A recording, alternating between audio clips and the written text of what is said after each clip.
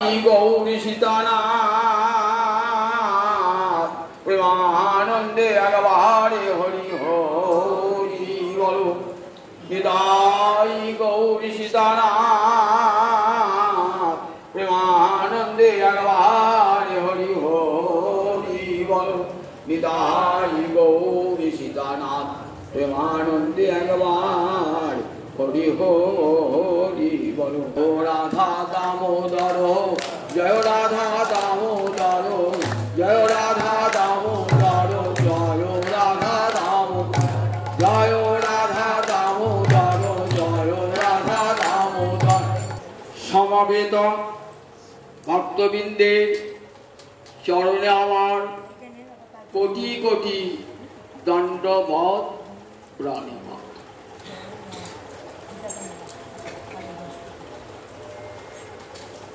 उद्धव বৃন্দাবনে এসেছেন ভক্তরাজ উদ্ধব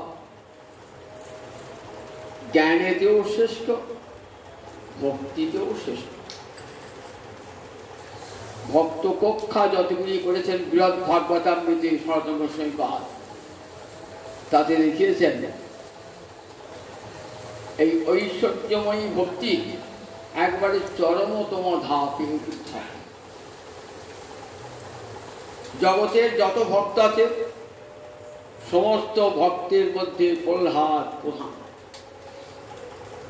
প্রহ্লাদের চেয়ে বড় কে না হনুমান। কেন হনুমান প্রহ্লাদ চেয়ে বড় হলো? প্রহ্লাদ সেবা পান নাই, হনুমান সেবা পেয়েছে। হনুমানের চেয়ে বড় কারা? পাণ্ডবেরা ভগবানের সঙ্গে একসঙ্গে শয়ন ভোজন বিহার হয়েছে। তার চেয়ে বড় কারা? বললেন যাদবেরা, ভগবানের সঙ্গে রক্তের সম্পর্ক স্থাপিত হয়েছে। আর সেই যাদবদের মধ্যে সর্বশ্রেষ্ঠ হলেন উদ্ধব। এইবার বৃন্দাবনের রাগ ভক্তিতে উদ্ধবের চেয়ে বড় আছেন, কিন্তু এই জগতের এই ঐশ্বর্যময়ী ভক্তিতে উদ্ধব সর্বশ্রেষ্ঠ। বৃষ্টিনাং প্রবলমন্ত্রী কৃষ্ণস্য দ্বৈত সখা শিষ্য বৃহস্পতি সাক্ষাৎ উদ্ধব বুদ্ধি সপ্তম। সুখদেব কেমন সুন্দর পরিচয়টা তুলে ধরেছেন। বৃষ্টি বংশের অর্থাৎ যদু বংশের সর্বশ্রেষ্ঠ মন্ত্রী কৃষ্ণস্য দ্বৈত সখা। সখা বললেই হতো, কিন্তু দ্বৈত কথাটি বলে কৃষ্ণের মরমী সখা, অতি ঘনিষ্ঠ কাছের সখা। কৃষ্ণস্য দ্বৈত সখা শিষ্য বৃহস্পতি সাক্ষাৎ। দেবগুরু বৃহস্পতির কাছে চারি বেদ উপনিষদ আদি শাস্ত্র পড়াশোনা করেছে। উদ্ধব বুদ্ধি সপ্তম। উদ্ধবের পর বুদ্ধিতে আর জগতে কেউ নাই। সে উদ্ধব হরিদাস। তিনজন হরিদাসের মধ্যে উদ্ধব একজন। তিনজন হরিদাস উদ্ধব, যুধিষ্ঠির আর গিরিরাজ গোবর্ধন। গিরিরাজ গোবর্ধন কিন্তু এদের তিনজনের মধ্যে শ্রেষ্ঠ। স্বয়ং রাধারানী উপনিষদ বাণী হরিদাস ও বর্জ্য। বর্জ্য মানে শ্রেষ্ঠ। ব অন্ত্যজয় রে জ ফলা, বর্জ্য মানে শ্রেষ্ঠ। গোবর্ধন হরিদাস ও বর্জ্য এমন করে কৃষ্ণ সেবা করেছেন যা যুধিষ্ঠির পারেন নাই, যা উদ্ধব পারেন নাই। তাই গোবর্ধন হরিদাস ও বর্জ্য। সেই উদ্ধব বৃন্দাবন এসেছেন। রাত্রিতে বিশ্রাম নেওয়ার পর নন্দ মহারাজ গিয়েছেন, পাশে বসে আছেন মা যশোদা। অনেক কথা বলেছেন, সেটা আগে শুনেছি। উদ্ধব ভাবছেন যে আমি সান্ত্বনাটা কিভাবে দেব। নন্দ মহারাজ এবং মা যশোদাকে সান্ত্বনা দেওয়ার কাজটা আমি যত সহজ ভেবেছিলাম তত সহজ তো মোটেই না। ব্রজপ্রেম উদ্ধবের জ্ঞানের সীমার বাইরে। ব্রজপ্রেম উদ্ধবের জ্ঞানের সীমার বাইরে। আমার যদি জ্ঞানের সীমার বাইরে কিছু হয় তাহলে আমি কাউকে বলবো দেখি। আমার জ্ঞানের সীমার বাইরে যদি কিছু হয় আমাকে আপনি প্রশ্ন করেন, বলতে পারবো আমার জ্ঞানের সীমানার বাইরে চলে গেছে। ব্রজের যে প্রেম, নন্দ যশোদার যে প্রেম দেখছেন, সেটি উদ্ধবের জ্ঞানের সীমার বাইরে। তাই জগতের সমস্ত মহাত্মা বলে গেছেন যে ব্রজপ্রেমের উপরে আর কিছুই হয় না, সর্বোপরি ব্রজপ্রেম। সমস্ত ধর্মের মহাত্মারা, আমরা শাস্ত্র পড়ি দেখবেন, সমস্ত ধর্মের যারা মহাত্মা তার উদাত্ত কণ্ঠে স্বীকার করেছেন যে ব্রজপ্রেমের উপরে আর কিছুই হয় না। উদ্ধব দেখছেন কি করে সান্ত্বনাটা দান করব নন্দ মহারাজকে, যশোদা মাকে, যারা নয়ন জলে ভাসছেন, যারা নিজের ছেলে বলে আর কিছুই জানেন না। জগতে এমন মানুষ আছে যারা ভাবে কৃষ্ণ আমার সন্তান, তাকে বহু সাধনায় পেয়েছি। মা যশোদা ভাবছেন আমার পেটের ছেলে। মা যশোদা তাকে শাসন করছেন। এই দামোদর দেখছেন তো, বেঁধে রেখেছেন মা যশোদা। বলুন দেখি জগতে কার ক্ষমতা আছে ভগবানকে বেঁধে রাখে? বেঁধে রাখা তো দূরের কথা, আপনি স্তব করলে সেই স্তবটাও পৌঁছাচ্ছে না গোবিন্দের কাছে। কে সংবাদটা দিল? শ্রুতি। যত বাচ নিবর্তন্তে অপ্রাপ্য মনসা সহ। নিবর্তন্ত মানে ফিরে আসে, বাচ মানে বাক্য। কার সঙ্গে ফিরে আসে? মনসা সহ, মনের সঙ্গে ফিরে আসে। মন বলছে বাক্য আমি তোমাকে নিয়ে যাবো, চলো। কোথায় নিয়ে যাবো? গোবিন্দ চরণে নিয়ে যাবো, চলো। কারণ আমার মতন গতিবেগ তো জগৎ আর কারো নাই। মন শব্দে গতিশীল। বাক্য বলছে ভারী হলে আমি তোমার সঙ্গে যাই, চলো। এই ভক্ত স্তবটা করছে, আমি পুছিয়ে দেবো গোবিন্দের কাছে, চলো ভাই। ও বাবা, কিছু যাওয়ার পর দেখলেন আর আমার যাওয়ার অধিকার নাই, বলে আর গোলক করে যাওয়া যাবে না। ফিরে এলেন যত বাচ নিবর্তন্তে অপ্রাপ্য মনসা। বেদে ঋষিরা বলছেন এই গোবিন্দের কাছে আপনার বাক্যটাও পৌঁছালো না। সাধু গুরু বৈষ্ণবের মাঝে মধ্যে দিয়ে মারফতে সেই স্তব আমরা পাঠিয়ে দিই ভগবানের। যত বাচ নিবর্তন্তে অপ্রাপ্য, তাহলে সেই ভগবানকে আপনি বাঁধবেন কেমন করে বলুন দেখি একবার। যে ভগবানের কাছে বাক্য পৌঁছাতে পারছে না, মন পৌঁছাতে পারছে না, আর সেই ভগবানকে ব্রজের একটা গোয়ালিনী বেঁধেছেন, বেঁধে শাসন করছেন। আঙুল তুলে বলছেন আর দুষ্টুমি করবি, দেখ দইয়ের ভার ভাঙার শাস্তি দেখ।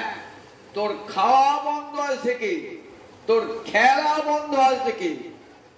বলুন দেখি কোন ভগবানে এমন লীলার মাধুরী? আঙুল তুলে মা শাসাচ্ছে, হাতে লাঠি নিয়ে মা শাসাচ্ছে। যার শাসনে চন্দ্র কিরণ দেয়, সূর্য কিরণ দেয়, বাতাস প্রবাহিত হয়, অগ্নি দহন কার্য করে, মেঘ বর্ষণ করে,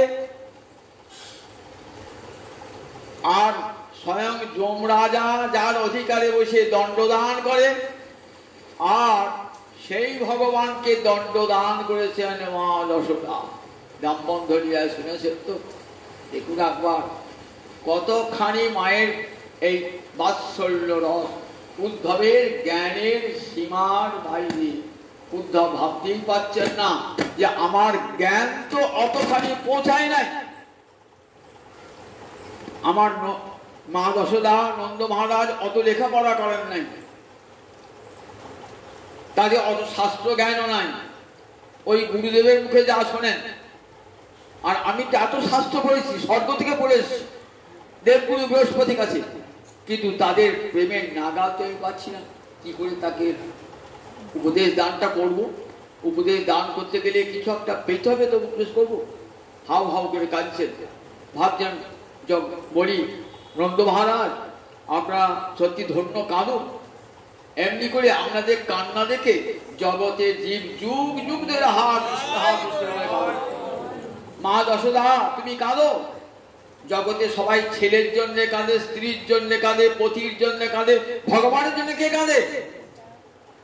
আর জগৎকে দেখাচ্ছেন মা যশোদা কাঁদছে, নন্দ মহারাজ কাঁদছে।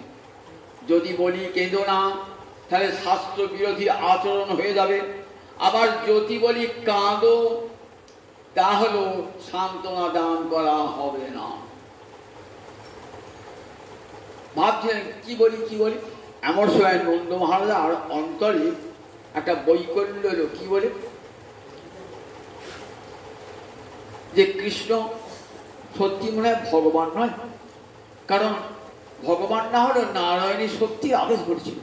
গর্গাচার্য যখন নামকরণ করেন না, তখন বলেছিলেন এই তোমার ছেলে নারায়ণের সমগুণই, নারায়ণের সমান গুণযুক্ত, তাই বোধহয় হবে আমার গোপাল নারায়ণের সমান গুণযুক্তই হবে। উদ্ধব বাবা তো ছেলেকে রক্ষা করে, কিন্তু উল্টো হয়েছে, ছেলে বাবাকে রক্ষা করেছে।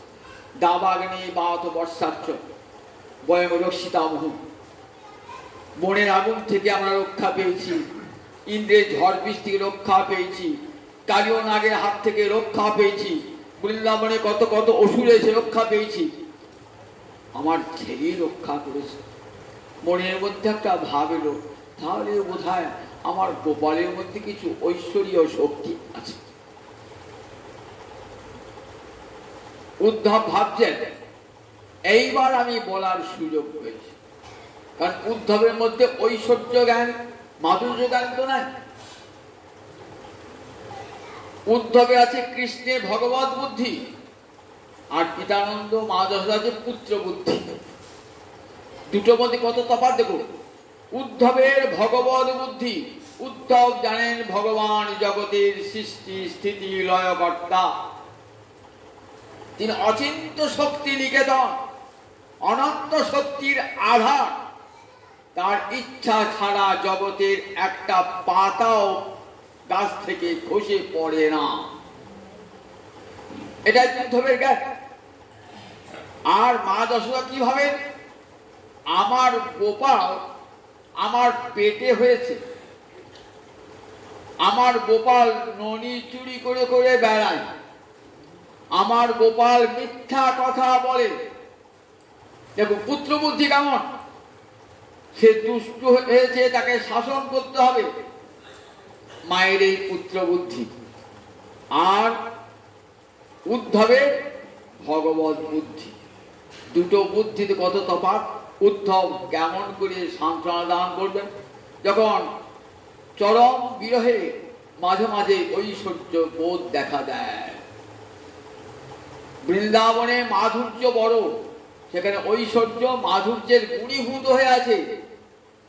আগের দিন বলেছি দুধ ফুটছে টকবক টকবক করে, একটা খড়ের কুটি পড়ে গেছে, আপনি ছাগনি এনেছেন, ছাগনি এনে ভাবছেন কুটিটাকে দুধ থেকে তুলে নেব, দেখছেন কোথায় হারিয়ে গেল।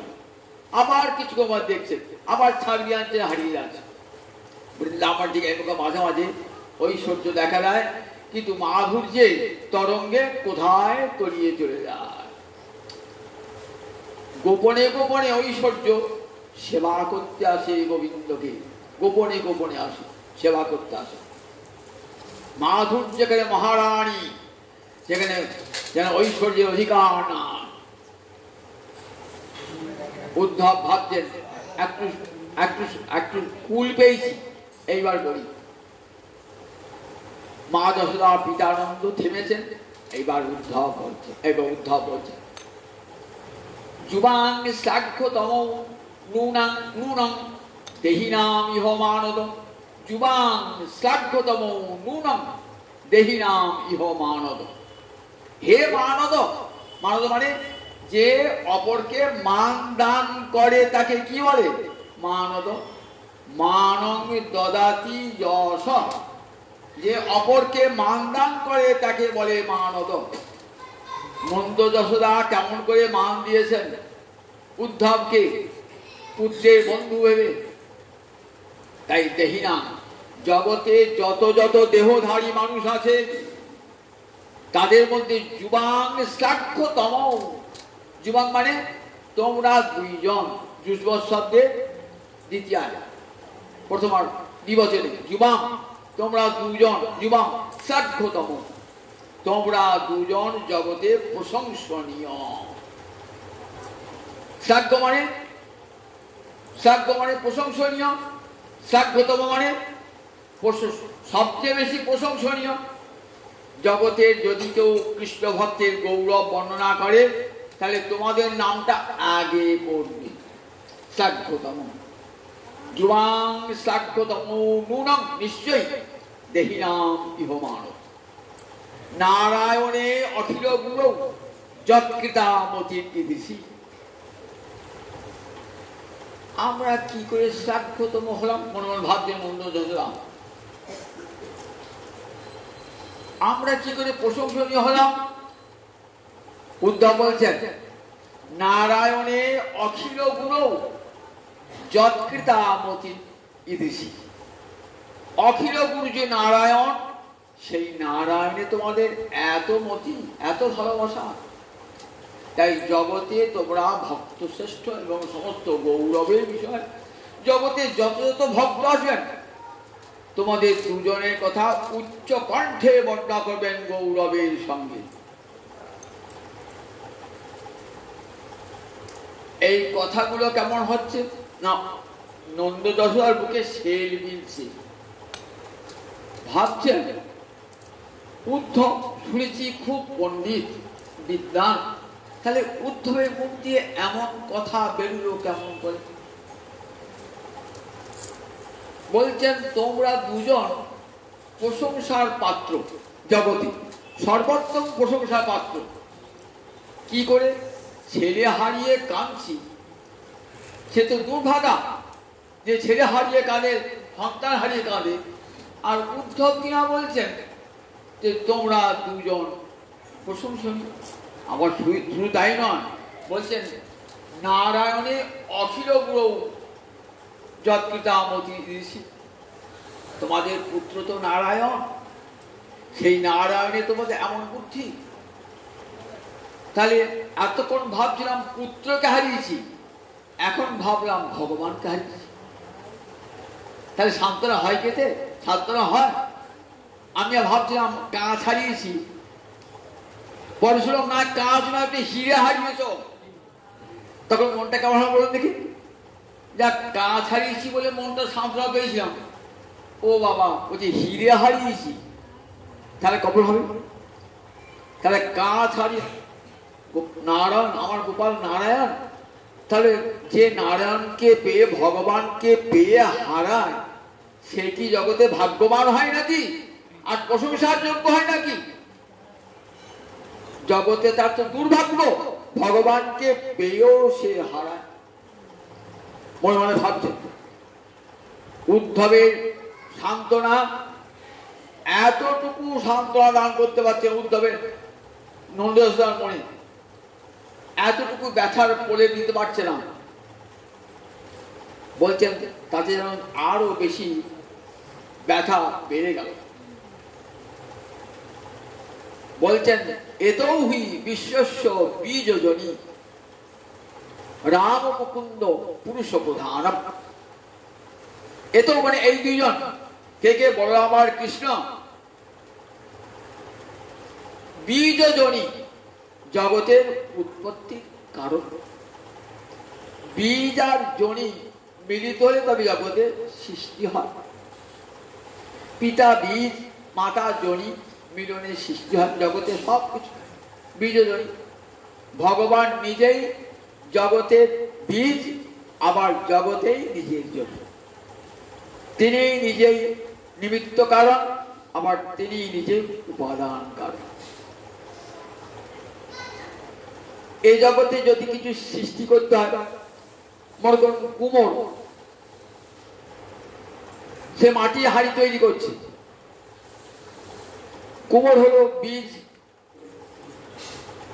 আর মাটিটা হলো উপাদান কারণ। উপাদান জনি উপাদান কারণ। মাটি না থাকলে তো কুম্ভকার কখনো হাড়ি তৈরি করতে পারবেন না। তাহলে মাটি হলো উপাদান, কুম্ভকার হলো বীজ। এই দুটো থাকলে তবে তো হাড়িটা তৈরি হবে। ভগবান যখন বিশ্ব সৃষ্টি করেছেন, তখন নিজেই তিনি বীজ, নিজেই তিনি মমজনী মহৎ ব্রহ্ম। গীতা পড়লে পরিষ্কার আপনার যে কথাগুলি মিলিয়ে মিলিবেন। আর অহম বীজ পিতা, এই যে মহৎ ব্রহ্ম প্রকৃতি, সেটি আমার জনি। আর অহম বীজ পিতা, আমি আবার বীজ পিতা। ভগবান নিজেই প্রকৃতি হয়েছেন, তিনি নিজেই উপাদান কারণ, আবার নিজেই নিমিত্ত কারণ। এই জগতে সৃষ্টি করতে গেলে দুটো জিনিস চাই, পুরুষ আর প্রকৃতি, নাহলে সৃষ্টি হবে না। ভগবান নিজেই পুরুষ, ভগবান নিজেই প্রকৃতি। ভগবানের জন্য আলাদা পৃথক দরকার নাই, ভগবান নিজেই পুরুষ, নিজেই প্রকৃতি। ভগবান নাভি থেকে যখন ব্রহ্মা উৎপন্ন হলেন, তখন কোন প্রকৃতি ছিল? ভগবান নিজেই তো। দেখুন সঙ্গে সঙ্গে ব্রহ্মা নাভি কমল থেকে উৎপন্ন হয়েছে। এ জগতে সন্তান উৎপাদন করে নারী পুরুষের মিলন থাকা চাই, কিন্তু বলুন ভগবান যখন অনন্ত শয্যায় শয়ান, তখন কোন নারী কাছে ছিল? ভগবান নিজেই উপাদান তার নাভি থেকে। আবার দরকারও নাই, দরকার ভগবান স্তম্ভ থেকে আবির্ভূত হয়ে গেলেন। ভগবান নাক থেকে বড় অবতীর্ণ হলেন। তাহলে ভগবান নিজেই জগতের নিমিত্ত কারণ, ভগবান নিজেই উপাদান কারণ। এতৌ হি বিশ্বস্য বীজজনি। বললেন এই বলরাম এবং কৃষ্ণ পৃথিবীর নিমিত্ত কারণ, উপাদান কারণ। এমন কথা কোনোদিন শোনেন নাই নন্দ মহারাজ বা জয়দা, শুনেছেন?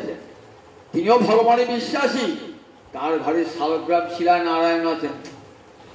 তিনি জানেন যে নারায়ণই একমাত্র জগতের সৃষ্টিকর্তা। এই শালগ্রাম শিলাটি জগতের সৃষ্টিকর্তা নারায়ণ, তাই নারায়ণে তার সুদৃঢ় বিশ্বাস।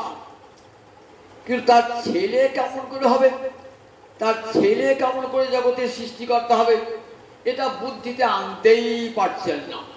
পুত্র বুদ্ধি কিছুতেই যাচ্ছে না। মনে মনে ভাবছেন কি করে আমার ভগবান বিশ্বের বীজজনী, আমার পুত্র বিশ্বের বীজজনী হবে, নিমিত্ত কারণ উপাদান কারণ হবে।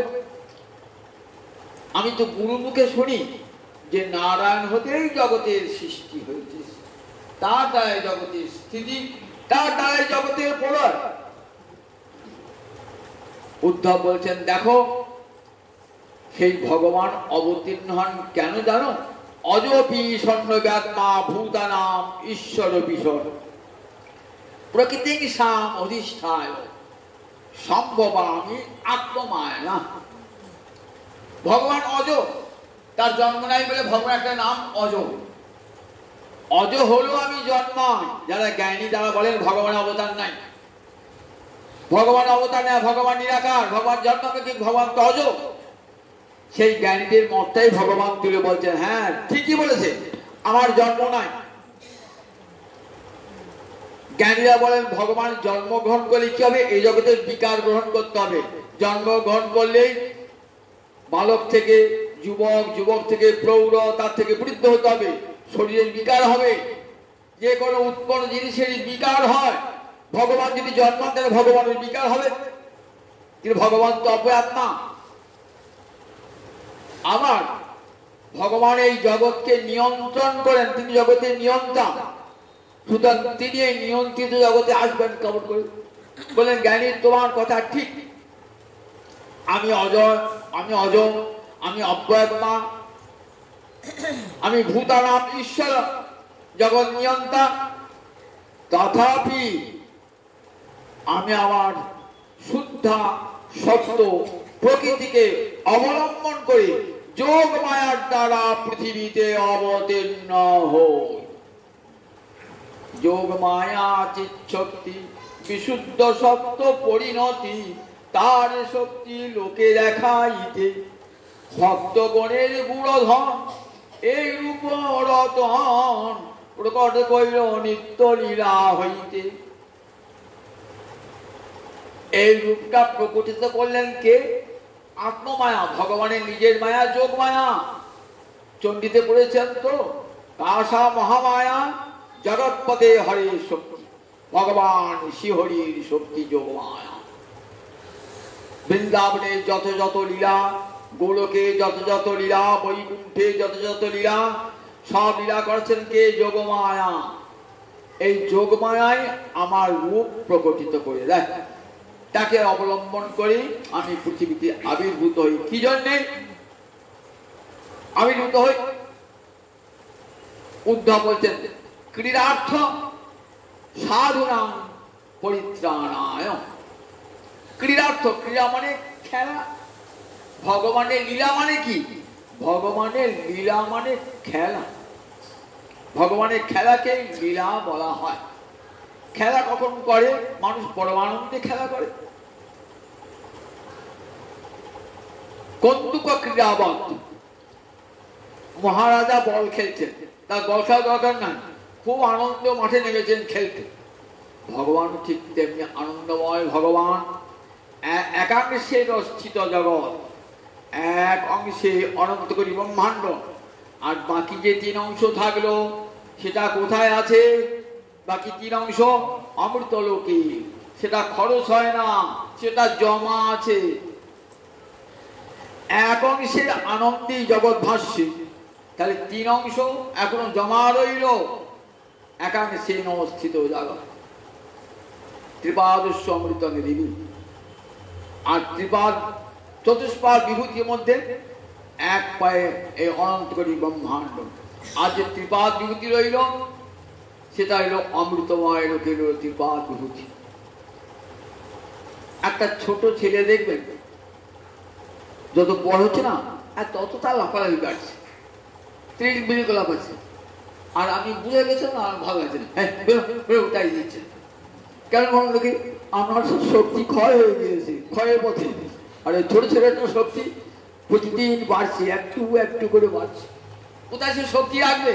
শক্তির উল্লাসে নেচে চলে আছে, উৎপাত করছে, ঝামেলা করছে, আর বিরক্ত লাগছে। আমরা তো শক্তি রোজ ক্ষয়ে যাচ্ছে। আর ওই ছোট ছোট শক্তি প্রতিদিন এবেলা বলা বাড়ছে একটু একটু করে। এবার শক্তির উল্লাসে সে কখনো নাচছে, কখনো বসছে, কখনো দুষ্টিমি করছে, শক্তির উল্লাস। ভগবান ঠিক তেমনি কেমন? নিরন্তর কুঞ্জ ক্রীড়া যাহারও চরি। দিনরাত্রি ভগবান লীলা করছেন। ওই শক্তি অফুরন্ত শক্তি, তার অফুরন্ত আনন্দ, আনন্দময় ভাষা। বেদান্ত সূত্র বলছেন ভগবান আনন্দময়। আনন্দময় বললে কি বোঝায়?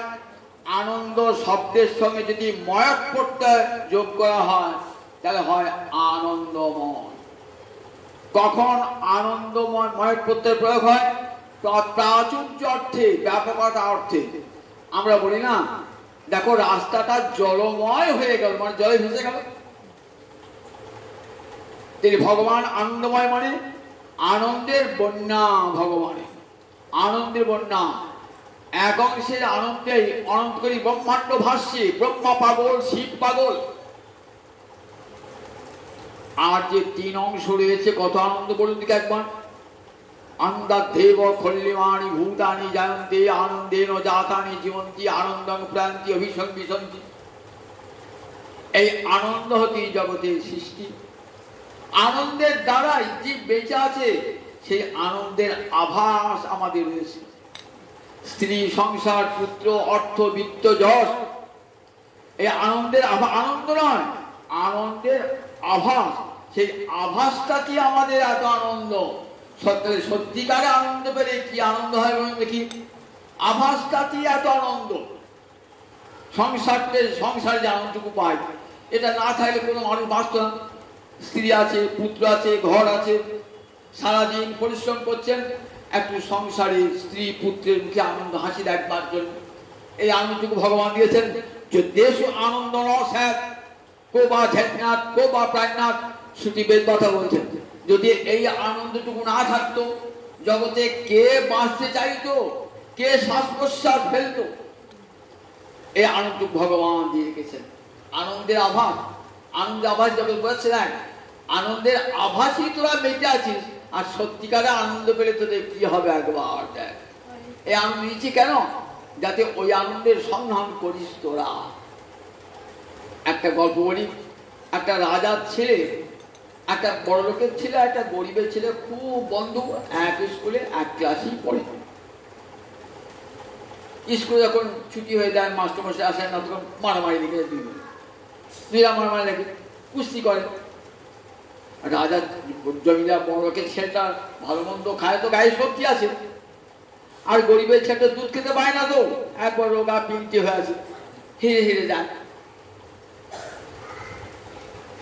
বড় লোকের ছেলেটা বলতো, দেখ তোর গায়ে শক্তি নাই, তোর সঙ্গে যুদ্ধ করে আমার এত আনন্দ হয় না, তোর গায়ে এত বল হয়ে কি করে?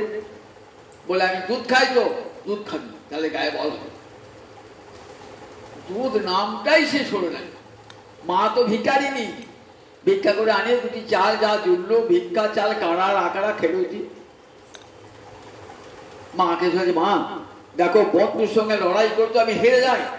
বন্ধু কেন গায়ে বল জানো? বন্ধু দুধ খায় তাই গায়ে বল। আমাকে দুধ খাওয়াতে পারো না মা? দুঃখিনী মা কাঁদছে। সব মায়ের তো ইচ্ছায় ছেলেকে ভালো মন্দ খাওয়াবো, দুধ খাওয়াবো ছেলে, তুমি কি করবেন? মা তো ভিখারি, কি করে দুধ পাবেন? চাল জোটাতেই কষ্ট হয়ে যাচ্ছে। তখন ভাবছি ছেলেটা বলে একটু দুধ খাবো, দুধ খাবো, কোথায় দুধ পাবো? একদিন ভিক্ষা করে আতপ চাল পেয়েছি। আতপ চালটা বেটেছে ভালো করে শিলেতে, দুধের মতো সাদা রং হয়েছে, তো এটা এক বাটি করেছে। ছেলেকেও যায়নি, আর দুধ খা। ছেলে সেটাই দুধ মনে করে খাচ্ছে। সে তো প্রকৃত দুধের স্বাদ জানে না, প্রকৃত দুধের স্বাদ জানে না। ওই পিটুনি গুলাটাকে সে দুধ বলে মনে করছে, ওইটি সে খেয়ে আসে। একদিন তাতে বলো গায়ে বল হবে নাকি? তাতে হেরে হেরে যায় যুদ্ধ করছে। একদিন বন্ধু বাড়ি গিয়েছে, বন্ধু মা জমিতে বড় লোকের ছেড়ে, তো আর বাড়িতে গরু আছে, টাটকা দুধ ক্ষীরের মতো করে ছেলেকেও দিয়েছে, ছেলে বন্ধুকেও দিয়েছে। ছেলে কালো বন্ধু করে খা খা, বন্ধু খাচ্ছে, চমক দিচ্ছে, দুধ এত স্বাদ হয়, এত মিষ্টি হয়, এত স্বাদু হয়। মনে ভাবছে আমার মা তো দুধ খাওয়ায়, কিন্তু ওই স্বাদ পাই না, তো দুধটা খেলে পেট ভরি। মা কি বলছে, মা তুমি তো আমাকে দুধ খাওয়াও, আর আজ আমি দুধ খেয়ে এলাম। কি দুধ মা, তোমার ঠকাও নয়, দুধ খাওয়ানো তো। মা তো কাঁদছেন ঘরে কপাট দিয়ে, সত্যি তো আমি মেয়েকে বঞ্চনা করেছি, সত্যিকারে তাকে দুধ খাওয়াতে পারি না। দেখো ভগবান আমাদেরকে দিয়েছে পিটুলি গোলা দুধ। যতদিন সংসারে থাকবে না, মহামায়া বলছেন এই পিটুলি গোলা দুধটা খা। দেখ সংসারে বউ কেমন সুখের হয়, দেখ ছেলে কেমন সুখের হয়, টাকা কেমন সুখের হয়, স্বামী কেমন সুখের হয়, দেখ অর্থ যশ বৃত্ত, দেখ এই আনন্দ আভাস দিলাম, এটা কিন্তু আমরা আনন্দ বলে মনে করি। এইটি দেখতে কি মনে হবে? মনে হবে না সত্যিকারে আনন্দ। এই আনন্দ টিকলো না, এই আনন্দ পেলাম তো বাড়ি ঘর সংসার সব পেয়েছিলাম, কিছুতে থাকলো না। আবার যদি বা থাকলেও বেশি দিন স্থায়ী হলো না। তাহলে আমি সত্যিকারের সুখ চাই, যে সুখটার কোনো দিন নষ্ট হবে না। আমি যে সংসারের সুখটা পাচ্ছি ওই পিটুলি গোলা দুধ, এটার প্রয়োজন আছে। কেন? এটা খেলে তবে তো বুঝবো আসল দুধ কোনটা। কিন্তু সংসারের সুখটারও প্রয়োজন আছে। মহাদেব বলেছেন সংসারের সুখটা থাকলে একটা সুখের ঠিকানা, যে সুখ বলে একটা কিছু আছে, এই ঠিকানাটা পাবো কোথায়? এই ঠিকানাটা আমরা সংসারে পাই। সেই জন্য ভগবানের সংসার লীলা, সংসারে থাকো, গারস্থ আশ্রমে থাকো, সেখানে আনন্দের সন্ধান হবে। এই আনন্দের যাতানি জীবন, এই আনন্দ পেতে হবে। আনন্দকে কেমন করে স্থায়ী করবো? আনন্দ আমার কাছ থেকে আর কোনো দিন হারাবে না। কি করে আনন্দ স্থায়ী করা হয়? তখনই জানেন গুরুর কাছে, গুরুদেব শিষ্য স্নেহাম সাধিমান কান্ত করে।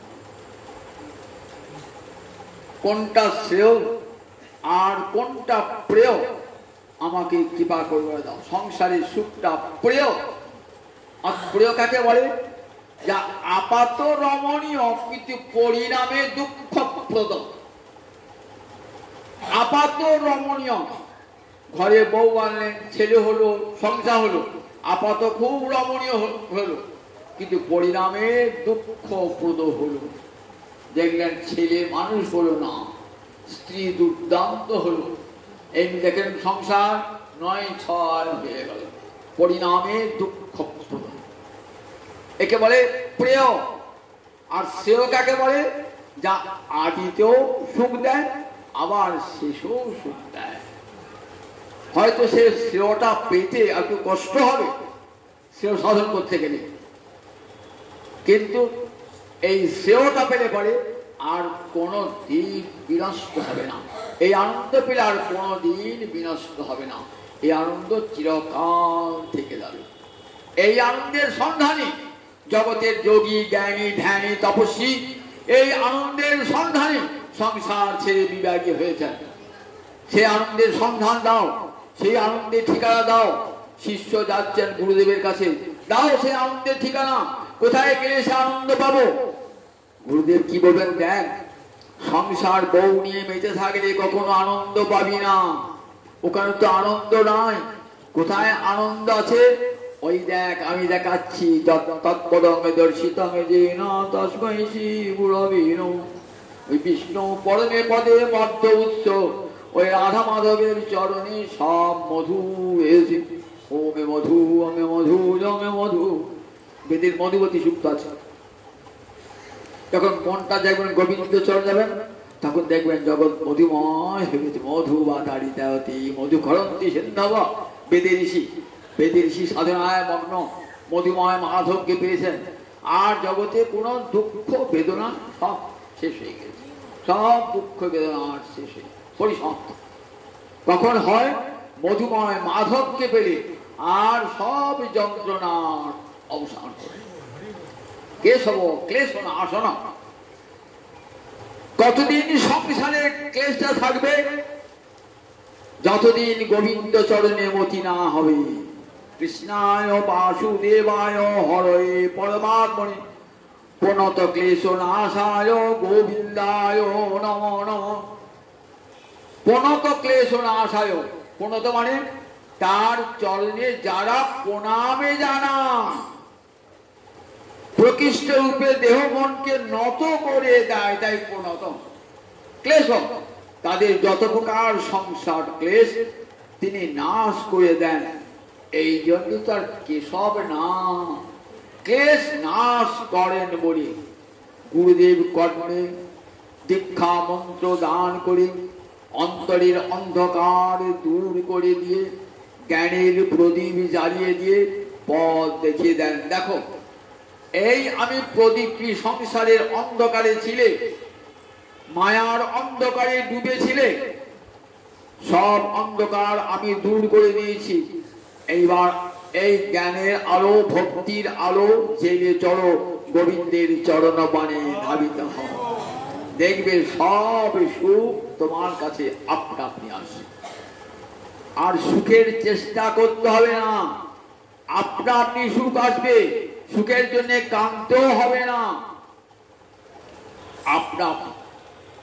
এক বস্তা অন্ধকার নিয়ে আপনি যাচ্ছেন সূর্যের কাছে, ভাবছেন ছেড়ে দিয়ে আসি অন্ধকারটা সূর্যের কাছে। যেতে হয় না, মাঝ পথে অন্ধকার, কোথায় পালায় দেখতেই পাবেন না। ঠিক তেমনি আমাদের সংসারে যা কিছু মালিন্য অন্ধকার, বলে দেখো ওই গোবিন্দের চরণ সূর্যের আলোকে সব ধ্বংস হয়ে যাবে। ধামনা সেন নিরস্ত কুহক, ভাগবতের প্রথম শ্লোক। ধামনা সেন নিরস্ত কুহক।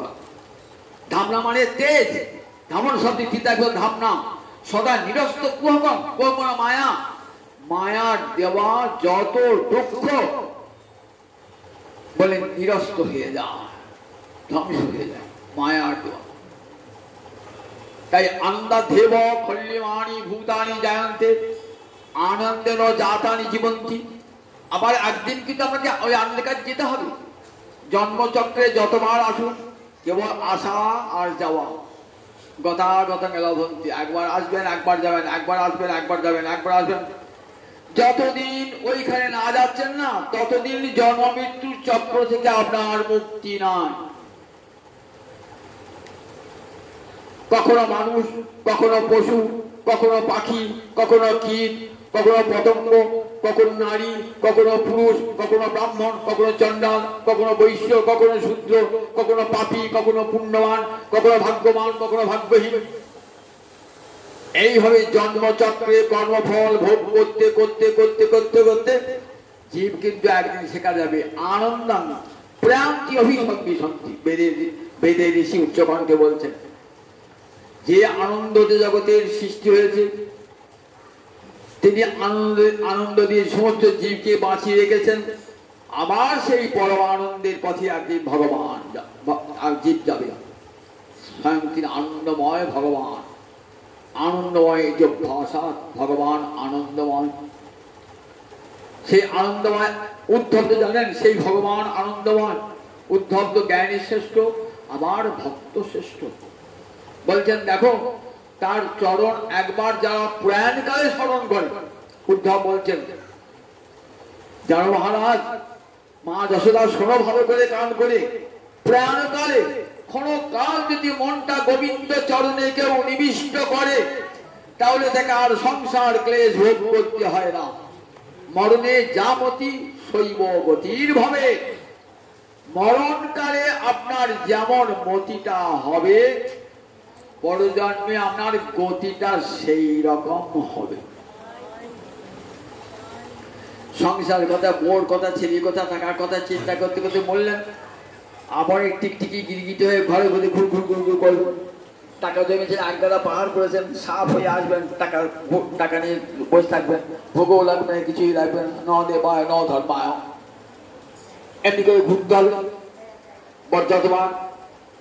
কি মানুষ পশু পাখি গুলে জনমে অথবা কি তো পতঙ্গে পরম বিপাকে গতাগতি পুনঃ পুনঃ মতিরহু তুয়া বড় সঙ্গে।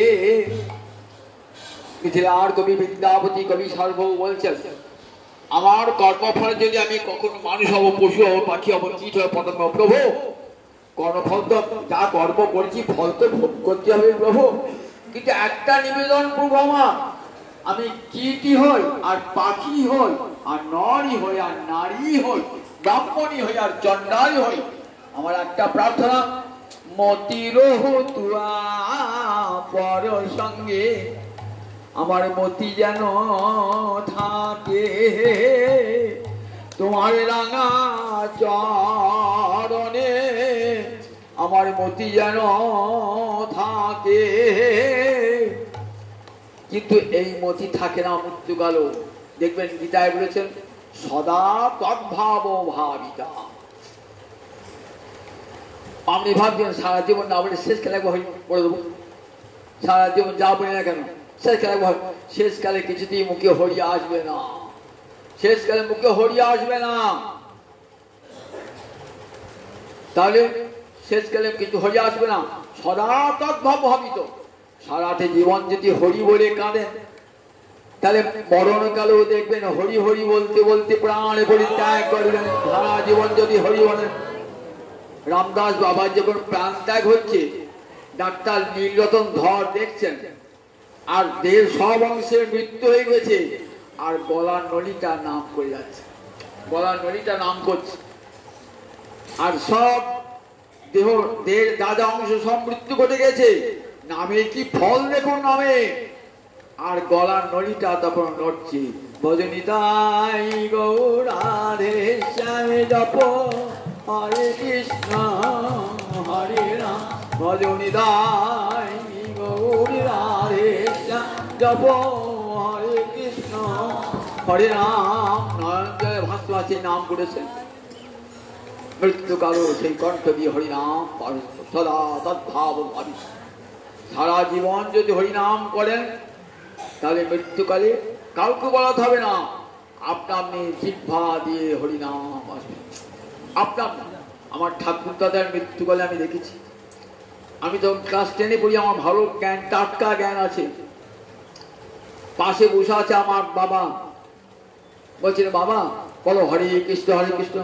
বলছে আমি বলছি তোকে বলাতে হরে কৃষ্ণ। পৈতেটা ধরেছেন, ধরে গুরু মন্ত্র জপ করছে। সবাই আপনার মৃত্যুর পর আঙুলে পৈতে ধরে জপ করছেন, গুরু মন্ত্র জপ করছেন, আর জিহ্বায় কৃষ্ণ নাম জপ। সারা জীবন নাম করেছেন। আমি তো রামদাস বাবাজি দেখতে পাই নাই, শুনেছি। আর আমি আমার নিজের ঠাকুর দাদার নিজের চোখে দেখেছি, নিজের চোখে দেখেছি। বইতে ধরে গুরু মন্ত্র জপ করছেন আর হরে কৃষ্ণ নাম জপ করতে করতে সব জ্ঞানে প্রাণ পরিত্যাগ করেন। তাহলে সারা জীবন হরিনাম করার ফল নাই, সারা জীবন হরিনাম করার ফল আছে। নাম যে করছেন, নামে মালা যে করছেন গুরু উপদেশে, ভাবেন না নাম কখনো ব্যর্থ হয় না। কৃষ্ণ নাম কোনো দিন ব্যর্থ হয় না, কৃষ্ণ নাম সার্থক হবে।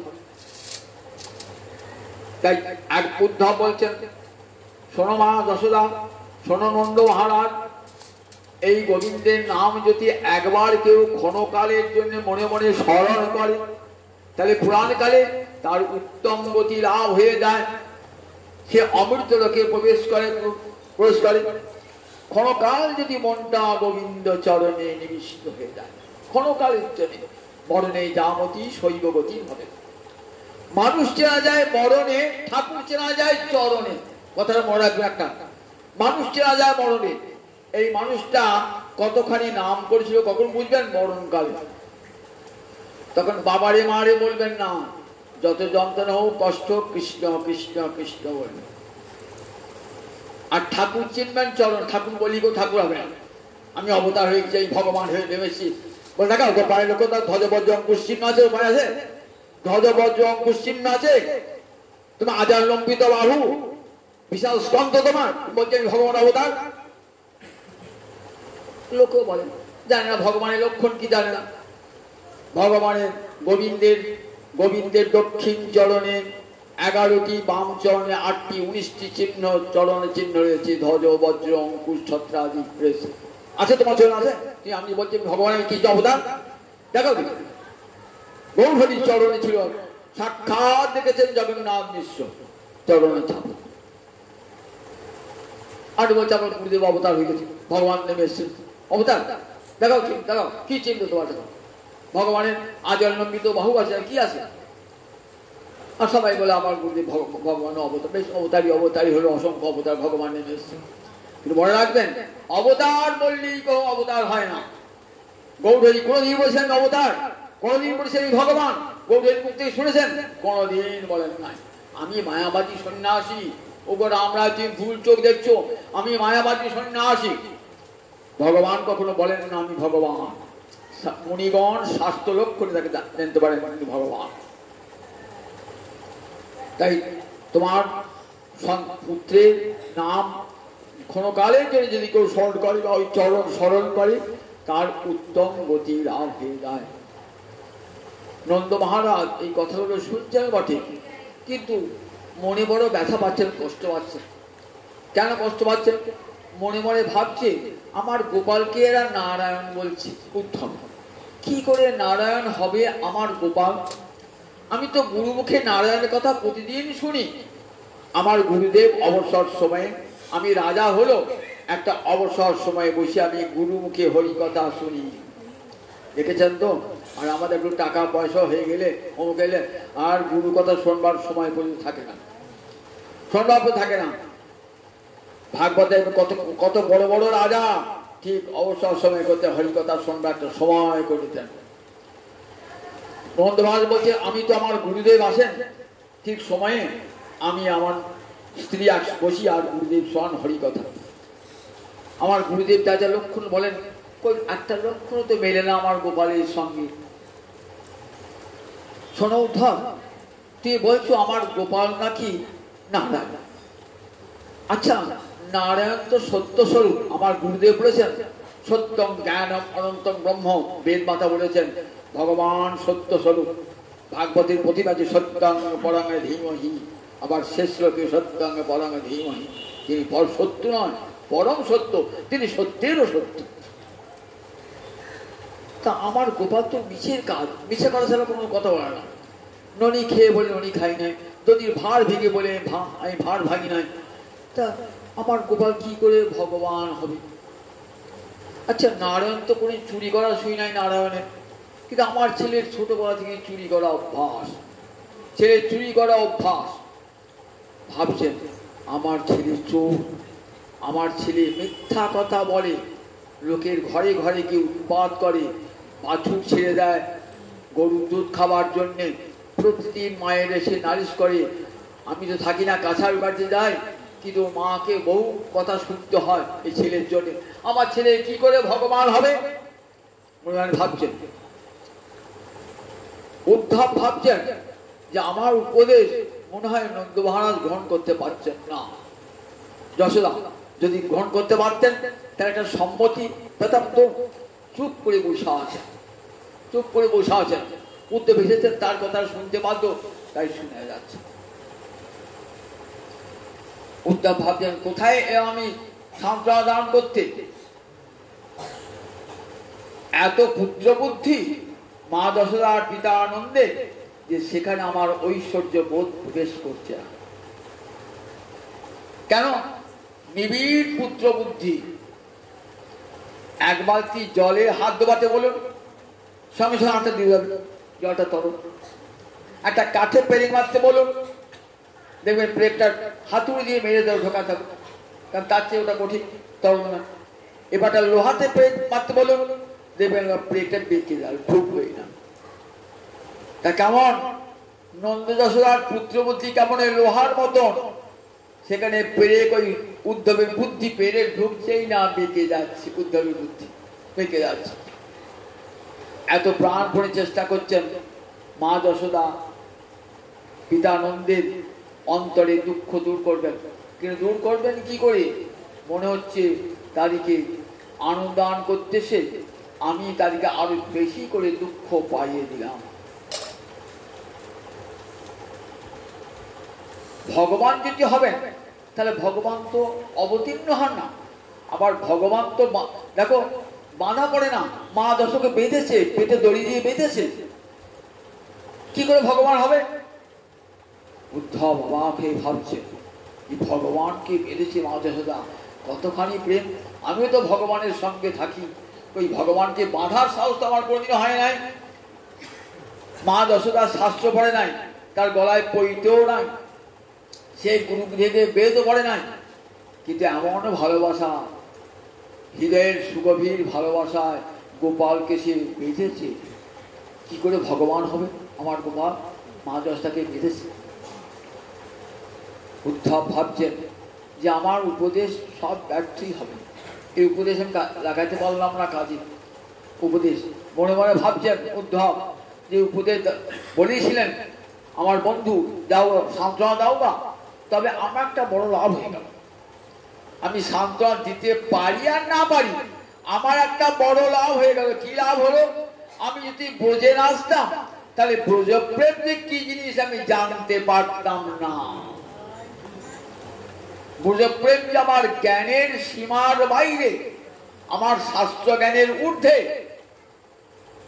সেটা আমি যদি ব্রজে না আসতাম জানতে পারতাম না। ব্রজে সে জানতে পারলাম যে শাস্ত্র, চতুর্বেদ, পুরাণ আদি, তন্ত্রশাস্ত্র আদি এর ধারে কাছেও যেতে পারে না। ব্রজপ্রেম এত উঁচুতে, যার নাগাল ব্রহ্মাদি দেবগণ পর্যন্ত পাচ্ছেন না। উদ্ধব সেই বাৎসল্য রসের সাগরে যেন ডুবে যাচ্ছেন। এরপরে উদ্ধব নন্দ মহারাজ মা যশোদাকে সান্ত্বনা দান করার পর বলেছেন গোপীনাং মদ বিয়োগাধিক মৎ সন্দেশই নিমোচয়। আমার প্রাণ পৃষ্ঠা গোপীগণকে আমার বিরহজনিত যে আরতি, সেই আরতি দূর করবার জন্য সংবাদ তুমি দান করো। নন্দ মহারাজ মা যশোদার কাছ থেকে বিদায় নিয়ে এইবার যাবেন গোপী দর্শনে। এটি আবার পরের দিন, পরের সোমবারে বলবো। আপনার সোমবারে আসবেন, রবিবারে আসতে পারবেন, রবিবারে পাপু আসবেন, সোমবারে আসবেন, এসে শোনাবেন গোপীদের কথা। নন্দ মহারাজ মা যশোদার কথা হলে এইবার গোপীদের কাছে, গোপীদের সভায় গিয়েছেন উদ্ধব, সেখানে গোপীরা কেমন কথা বলছেন, বাৎসল্য রসের আস্বাদন পেলেন। এবার ব্রজপ্রেমের যে আসল রাধা রানীর প্রেম, ব্রজগোপীর প্রেম, সেই প্রেমে গিয়ে উদ্ধব মিশে যাবেন। জয় নিতাই, জয় নিতাই।